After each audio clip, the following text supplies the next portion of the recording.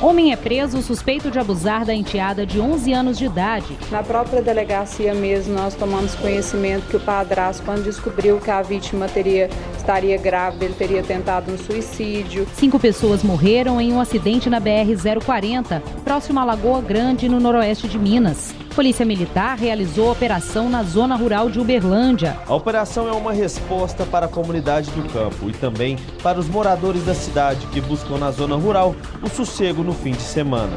Essas e outras notícias você confere agora no Band Cidade.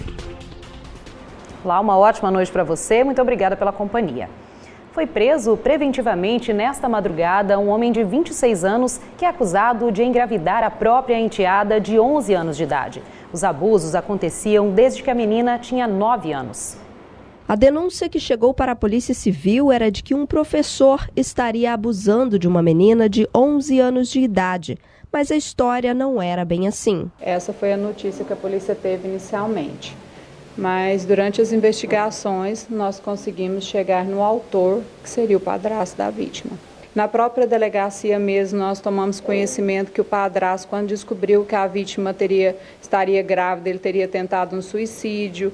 Depois, em conversa com ela, nós descobrimos na delegacia mesmo que ela teria relatado para a madrinha dela que ela teria sido abusada sexualmente pelo próprio padrasto. A acusação do professor teria sido criada pela família para proteger o padrasto. Por pouco, uma pessoa inocente poderia ter sido presa. O que mais causou espanto foi que a mãe da vítima, quando chegou na delegacia, tinha conhecimento que aquela criança ia mentir sobre os fatos e não fez nada. A menina, que estava em um abrigo, precisou ser liberada do local, já que passaria por um aborto. Depois da cirurgia de retirada do feto, a mãe levou a menina para morar em Araguari, já que ela teria assinado um termo se comprometendo a não permitir uma nova aproximação do padrasto com a criança.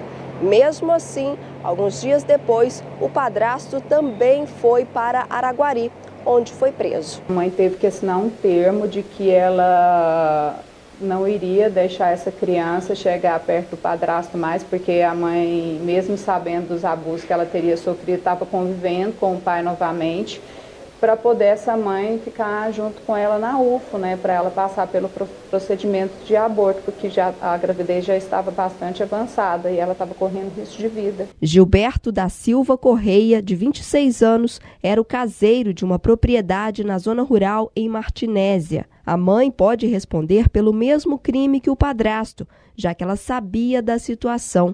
A criança relatou que os abusos aconteciam há mais de 2 anos. E um motorista de ônibus do transporte público de Uberlândia perdeu o controle do veículo e bateu em um carro de passeio hoje de manhã. Uma cena de terror.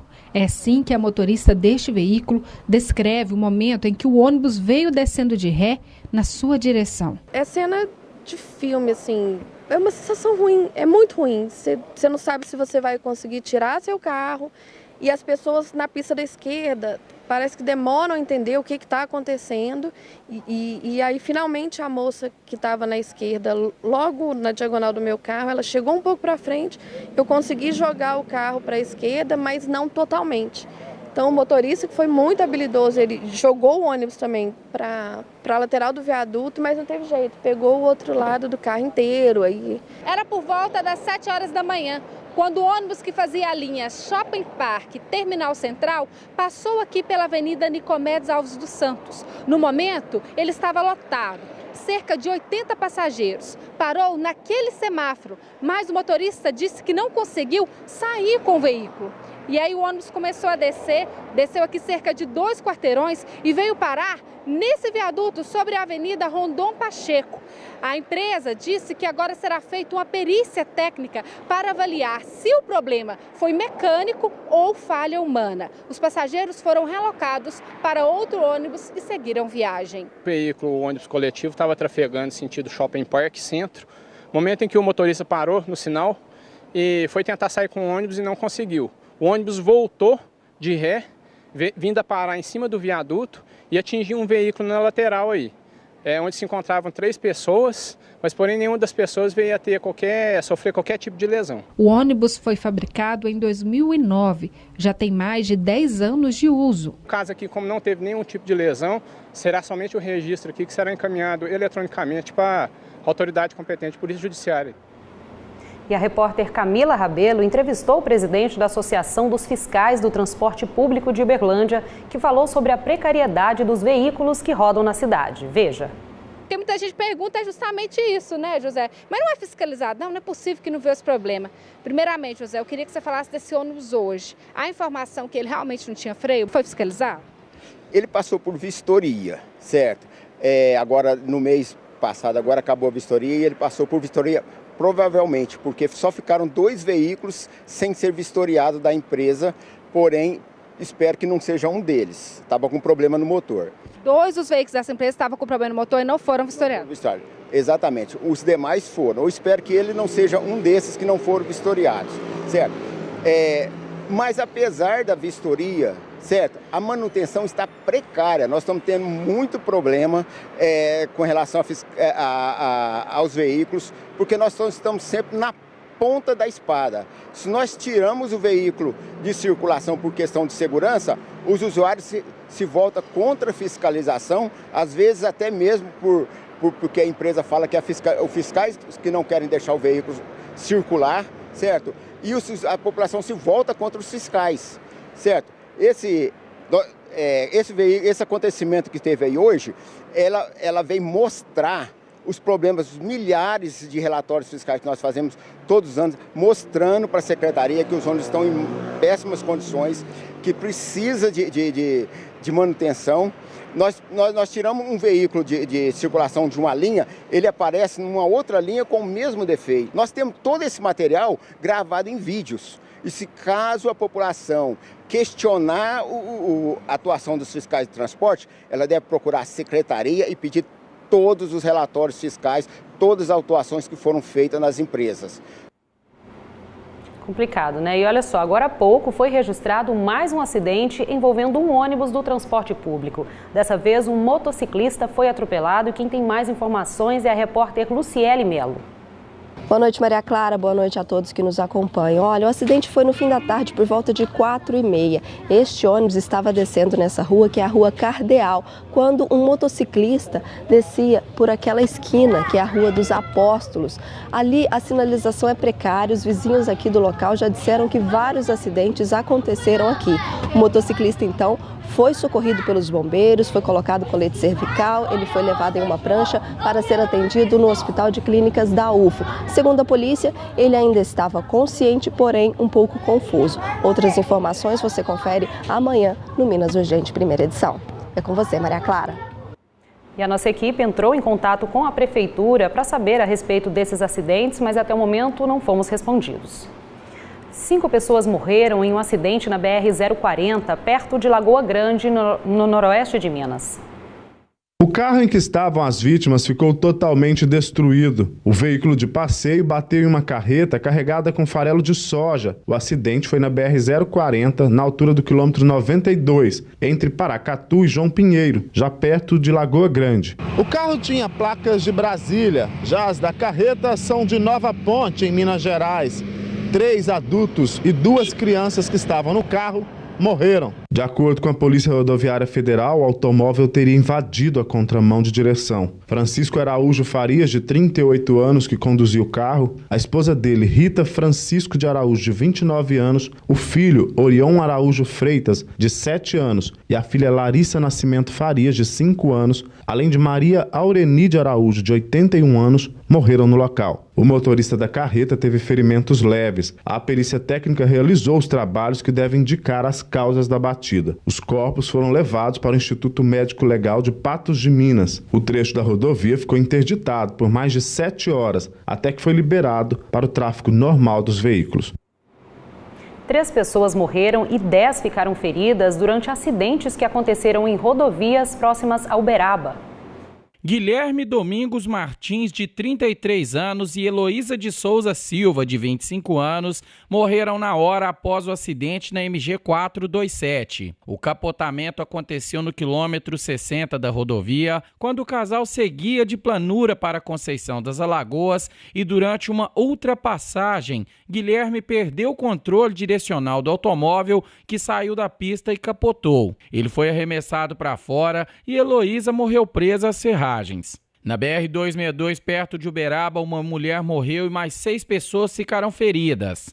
O acidente foi registrado no quilômetro 835, perto da comunidade rural Capelinha do Barreiro, quando 7 pessoas seguiam nesse carro e o motorista perdeu o controle, saiu da pista e capotou. Maria Aparecida de Jesus, de 50 anos, morreu na hora presa às ferragens e os outros 6 passageiros foram socorridos e levados para o Hospital de Clínicas da Universidade Federal do Triângulo Mineiro. No quilômetro 765 da mesma rodovia, 3 pessoas ficaram feridas durante uma colisão. Segundo informações da Polícia Rodoviária Federal, a família seguia nesse carro sentido Uberaba-Araxá, mas o automóvel foi atingido por uma carreta. Após a batida, o condutor do veículo pesado fugiu sem prestar socorro, deixando as vítimas presas às ferragens. Elas foram socorridas por bombeiros, equipes do SAMU e da concessionária que administra a rodovia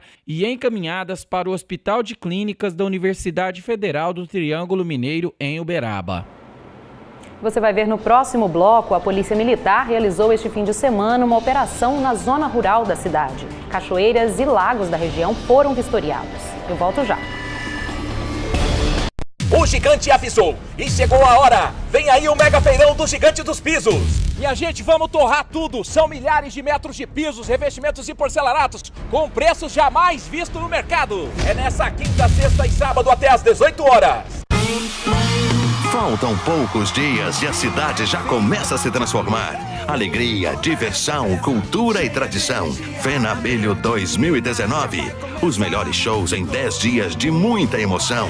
Participe da maior e melhor festa de Minas Gerais. Ingressos em fenamelho.com.br. FENABELHO 2019.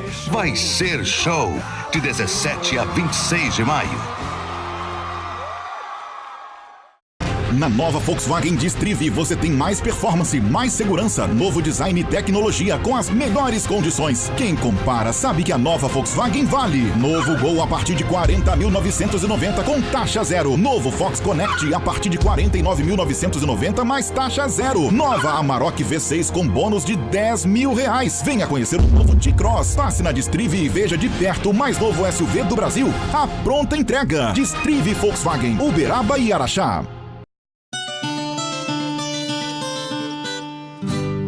Pecuarista, se você precisa de um tronco eficiente para contenção e pesagem dos seus animais, então você precisa de troncos triângulo. Tronco americano, produzido com madeira de lei, com opcional de barras de pesagem para o manejo eficiente em contenção e pesagem de gado no campo. Projetamos, executamos e instalamos. Todo o processo de construção é realizado na fábrica na cidade de Uberlândia, em Minas Gerais. Todas as peças são produzidas na própria fábrica, inclusive as ferragens. Troncos Triângulo, feito com madeira nobre, material de primeira qualidade para a sua tranquilidade no campo. Entre no site, conheça toda a nossa linha de produtos e faça sua compra via e-commerce. Troncos Triângulo, o melhor equipamento para você, pecuarista. O gigante avisou e chegou a hora. Vem aí o mega feirão do Gigante dos Pisos. Minha gente, vamos torrar tudo. São milhares de metros de pisos, revestimentos e porcelanatos com preços jamais vistos no mercado. É nessa quinta, sexta e sábado até às 18 horas.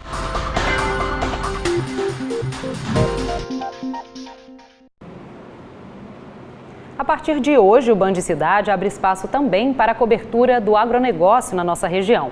Atualmente, o setor é responsável pela produção de 42% das riquezas produzidas no estado e gera mais de 2 milhões de empregos diretos, segundo a FAENG, a Federação da Agricultura e Pecuária de Minas Gerais. Sempre na segunda-feira, a gente abre a semana com as cotações dos principais produtos vendidos na região. Confira.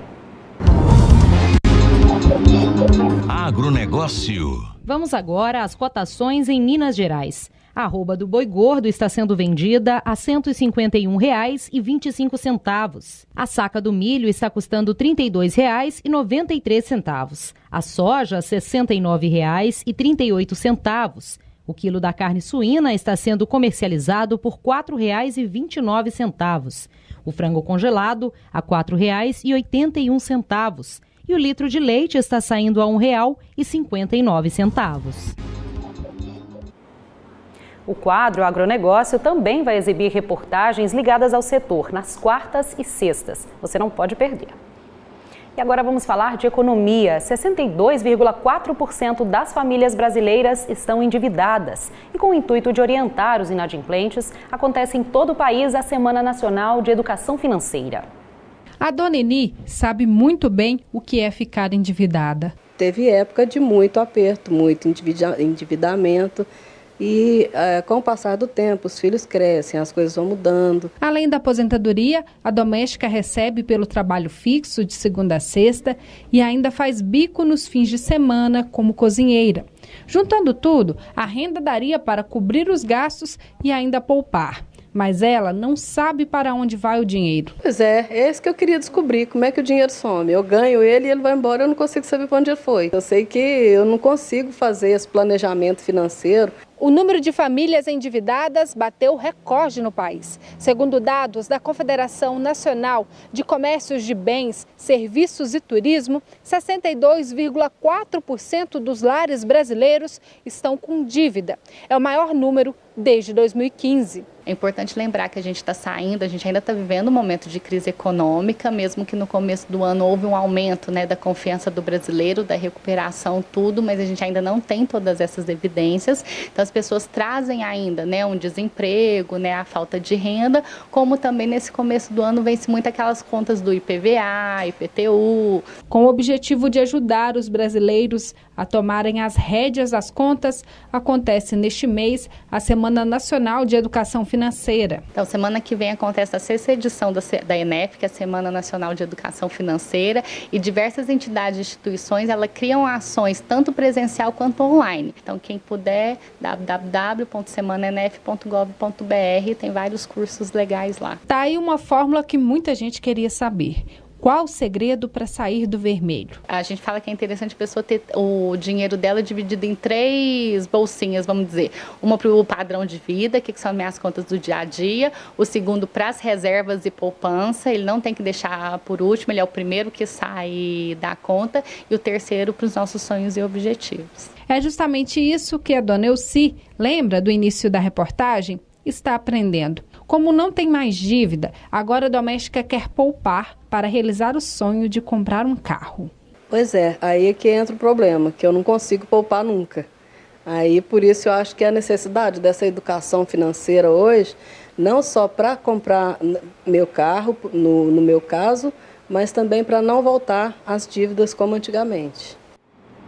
A Polícia Militar realizou este fim de semana uma operação na zona rural de Uberlândia. Os policiais percorreram cachoeiras e lagos da região. Abordagens, apreensões e verificações. Esse foi o início da Operação Campo Seguro, que visa áreas de recreação na zona rural de Uberlândia. São rios, represas, cachoeiras e estradas vicinais. Tivemos o apoio da equipe de trânsito do 17º Batalhão, da 170 CIA, Companhia Tático Móvel, com as Tático Móveis que nos apoiaram, da Roca, a equipe do Canil, do 9º Batalhão, o 9º BPE. Então nós tivemos um êxito grande, abordamos dezenas de pessoas, verificamos a questão relacionada a se havia mandado de prisão em aberto, dezenas de veículos também foram vistoriados, buscas no interior desses veículos e nas pessoas que foram abordadas em atitude suspeita. A operação é uma resposta para a comunidade do campo e também para os moradores da cidade que buscam na zona rural o sossego no fim de semana. O trabalho é para garantir a segurança da comunidade. Um dos objetivos dessa operação, eu digo que ela atua em várias áreas. Combate ao tráfico e uso de drogas, porte ilegal de arma de fogo, pessoas foragidas da justiça e também esse viés de trânsito. Nós temos aqui a Blitz instalada justamente para coibir o uso de bebida alcoólica e direção. né? Então nós temos atuado em várias frentes com essa operação Campo Seguro, que foi desencadeado na data de hoje na região do Sucupira e do Bom Jardim. A Polícia Militar promovendo, buscando, né, a promoção da paz social também na zona rural. Um idoso foi agredido durante um assalto em Uberaba. 2 menores foram apreendidos. Quem tem mais informações é Marília Maier. Boa noite para você, Marília. Quais os detalhes sobre este caso? Boa noite, Maria. Boa noite a todos. Esse crime aconteceu no bairro Abadia e, segundo o boletim de ocorrência da Polícia Militar, esse idoso estacionou o carro na rua São Caetano para ir até a feira. E quando voltou, cerca de meia hora depois, foi abordado por 4 indivíduos que solicitaram, né, a chave do carro e depois agrediram esse idoso e fugiram. Por conta das agressões, a vítima ficou ferida e reclamou de dores nas costas.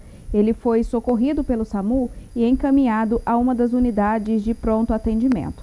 Durante rastreamentos, o carro da vítima foi encontrado abandonado na rua Antônio Barbosa, no bairro Costa Teles 1.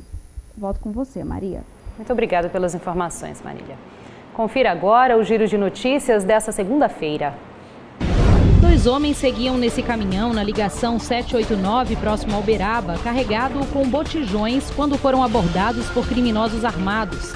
A vítima jogou o caminhão contra o veículo dos bandidos, mas saiu da pista e capotou. Eles ficaram cerca de 5 horas presos às ferragens. Foram socorridos e levados para o Hospital de Clínicas da Universidade Federal do Triângulo Mineiro. Os criminosos também ficaram feridos, mas fugiram. E também em Uberaba, Everton Henrique Marques, de 19 anos, foi baleado durante furto em um estabelecimento no Parque das Américas. Segundo a PM, ele entrou pelo telhado do local e furtou mais de R$2.000, mas foi surpreendido por uma pessoa não identificada e baleado. Ele fugiu pulando muros e telhados de residências, mas foi localizado pela polícia, socorrido e levado para o hospital, onde permanece internado sob escolta policial. Militares do Corpo de Bombeiros foram até a barragem da cidade de Água Comprida após solicitação do prefeito municipal para fazer vistorias, análises e até imagens aéreas usando um drone. Eles constataram que o nível de água está superior e passando sobre algumas estradas da região, provocando risco. No local não existe nenhuma residência próxima e continua sendo monitorado. Depois do intervalo, tem Ronei Bentes com as últimas notícias do esporte e a derrota do Uberlândia para o Coimbra, que levou o título do módulo 2 do Campeonato Mineiro. O que você faz com R$360 por mês? Na HLTS você compra o seu AP. Conheça o lançamento Place Esplanada. A partir de 105 mil, 2 quartos, playground, piscina infantil e muito mais. Tudo isso com subsídio e parcelas a partir de R$360, menores que o aluguel. Não perca essa oportunidade. Visite o decorado na HLTS. Floriano Peixoto 1110. Fale agora com nossa consultora 98411-2115. A promoção Maio Total da Nacional Piso já começou. Porcelanato 84 por 84 polido. R$ 69,90. Revestimento branco classe A. R$ 12,90. Porcelanato retificado Delta Extra. R$ 29,90. Pagar frete é lá fora. Aqui não. Nacional Piso. Avenida João Naves de Ávila 4535 e Avenida Floriano Peixoto 4212. EH Segmed, 10 anos de confiabilidade, agilidade e ética. Especializada em segurança e medicina do trabalho. Realize exames ocupacionais em Uberaba e região. Informe-se e venha você também para a EH Segmed. Vem aí o 36º Congresso Mineiro de Municípios, o maior evento municipalista estadual do Brasil, com o tema Novos Governos, Perspectivas, Desafios e Compromisso com os Municípios. Dias 14 e 15 de maio, no Estádio Mineirão. Somos 853, somos Minas Gerais e juntos somos muito mais. Venha você também.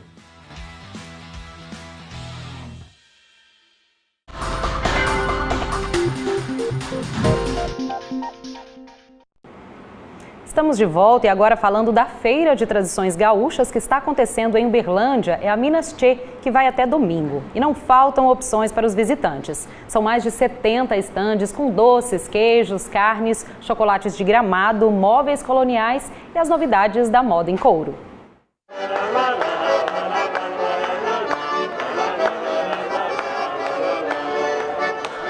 14 anos trazendo a cultura gaúcha para Uberlândia. Essa é a Minastê, a tradicional feira que já faz parte do calendário da cidade. Uberlândia sempre nos recebe de braços abertos, né? A gente fica muito satisfeito com a recepção do público aqui da cidade de Uberlândia. Nessa edição, a cultura italiana ganha destaque. Os imigrantes que vieram da Itália foram importantes na construção dos costumes e hábitos gaúchos.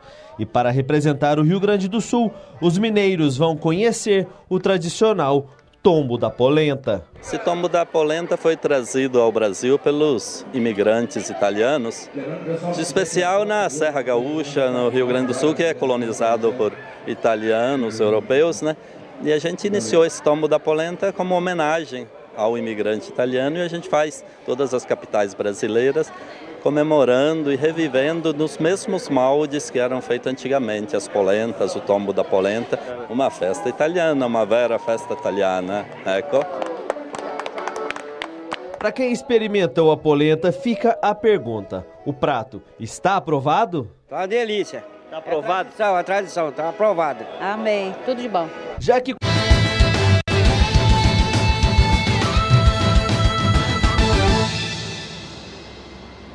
O Uberlândia Esporte não conseguiu reverter o resultado e o Coimbra ficou com o título do módulo 2 do Campeonato Mineiro. O Ronei Bentes está aqui com a gente, conta como foi essa decisão. Boa noite, Ronei. Boa noite, Maria Clara. Boa noite a todos. Pois é, o Uberlândia Esporte precisava vencer o Coimbra em Sete Lagoas no sábado, mas acabou sendo derrotado por 1-0. Aliás, o Coimbra conquistou o título sem nenhuma derrota no campeonato. O gol saiu deste pênalti aí, toque de mão do zagueiro do Uberlândia dentro da área. O juiz marcou pênalti. O Bruno Mineiro, vice-artilheiro do campeonato, cobrou com muita categoria e fez o gol que garantiu o título para a equipe do Coimbra. Mas o importante é que os dois times estão garantidos na elite do futebol mineiro no ano que vem. O Uberlândia Esporte agora encerra suas atividades por esse ano, só volta no ano que vem, aí sim, já para disputar a Série A do Campeonato Mineiro. Uma boa campanha, parabéns mais uma vez à Uberlândia pela volta à elite do futebol mineiro. É certo, Ney. E pela Série D do campeonato, o time de Patrocínio conseguiu um bom resultado, né? É verdade, o Patrocinense tinha vencido em casa na primeira rodada e agora conseguiu um empate em Anápolis contra a Napolina, 1-1, finalzinho, 46 minutos.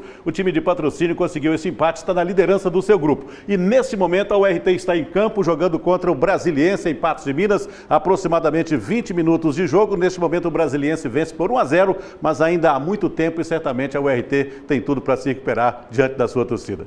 Ronei, vamos falar agora do Campeonato Brasileiro. Infelizmente, nenhum time mineiro conseguiu sair bem nessa rodada, né? Lamentavelmente, né? Cruzeiro e Atlético perderam. O Galo tinha 100% de aproveitamento, foi derrotado diante do Palmeiras em casa, né? Diante da torcida. E a equipe do Cruzeiro perdeu para o Internacional. Ou seja, os dois mineiros acabaram derrotados e agora vão voltar as suas atenções neste meio de semana para a Copa do Brasil. Na quarta-feira, o Atlético vai jogar contra o Santos. Esse jogo será no Estádio Independência. E o Cruzeiro vai jogar contra o Fluminense no Rio de Janeiro. E outro detalhe, hein? Daqui a pouco, às 9h30 da noite, serão sorteados os adversários de Atlético e Cruzeiro. Do Atlético na Sul-Americana e do Cruzeiro na Copa Libertadores da América. Portanto, expectativa para as duas torcidas aí para saber quais serão os adversários dessas duas equipes mineiras. E tem bola rolando agora, Ronei. É verdade. Conforme eu disse, a URT está perdendo para o Brasiliense por 1-0, não é? É um jogo que a URT precisa vencer porque foi derrotada na primeira partida da Série D no interior de São Paulo, perdeu para o Ituano por 1-0 e agora diante do Brasiliense está neste momento jogando e perdendo por 1-0. Mas o campeonato está apenas começando, a URT se reestruturou depois da boa campanha no Campeonato Mineiro, contratou vários jogadores, alguns inclusive estão estreando na partida de hoje e, portanto, a URT tem tudo ainda para se recuperar dentro da competição. O importante é não perder em casa, portanto, eu acredito que ainda tem chance de reverter o resultado, que neste momento é de 1-0 para o Brasiliense. E saiu mais um gol do Peninha agora. 2-0? É um só, sim, achei que seria mais um, ouvi na produção. Então dá tempo ainda de reverter a situação e eu tenho certeza que a equipe da URT, diante da sua torcida, vai conseguir um bom resultado. Tá certo. Ronei, muito obrigado pelas informações, boa noite para você e boa noite a todos que nos acompanham. Até amanhã.